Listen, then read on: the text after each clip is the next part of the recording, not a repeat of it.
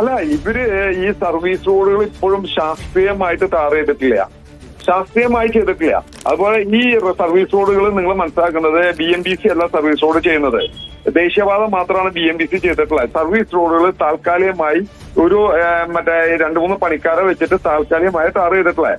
വലിയ ടണ്ണേജുള്ള വണ്ടികൾ ഈ സർവീസ് റോഡിൽ പോകുമ്പോൾ ഇതൊരു 2 ആഴ്ച 3 ആഴ്ച അല്ലെങ്കിൽ ഒരു മാസത്തിനുള്ളിൽ ഈ സർവീസ് റോഡ് തകർന്നു പോകും. അത് കഴിഞ്ഞാൽ പിന്നെ ആർക്കാണ് കോടതിയുടെ ശ്രദ്ധയിൽപ്പെടുത്താൻ പറ്റാത്തത്? അപ്പൊ ശാസ്ത്രീയമായി സർവീസ് റോഡുകൾ ടാർ ചെയ്യണം. അതുപോലെ തന്നെ സർവീസ് റോഡുകൾ വീതി കൂട്ടിയിട്ടില്ല പല സ്ഥലത്തും. പിന്നെ ഈ സർവീസ് റോഡിൽ നിന്ന് ദേശീയപാതയിൽ കടക്കുന്ന ഭാഗം ഇപ്പോഴും തകർന്നിട്ടാണ് കിടക്കുന്നത്. അപ്പൊ ഇവർക്ക് ഈ പണിയിൽ ഒരു ആത്മാർത്ഥ്യം കാണിച്ചിട്ടില്ല ഇവര്.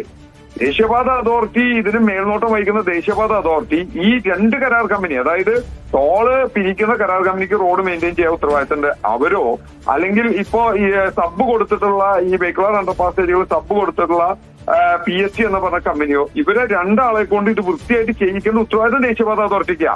പക്ഷെ അവര് ഇത് ചെയ്യാതെ എങ്ങനെയെങ്കിലും ഈ കരാർ കമ്പനിക്ക് ടോള് പിരിക്കാനുള്ള സൗകര്യം ഉണ്ടാക്കി കൊടുക്കണം എന്ന് മാത്രമാണ് കോടതിയിൽ വാദിക്കുന്നത്.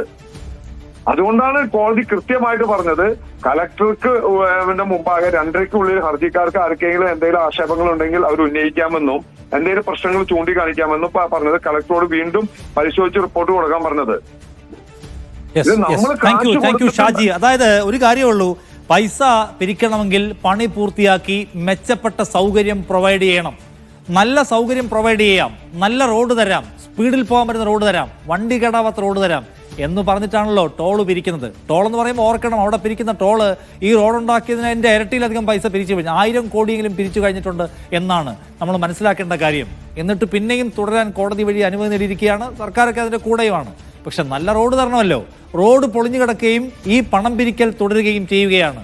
ആ പരിപാടി വേണ്ട എന്നാണ് കോടതി പറയുന്നത്.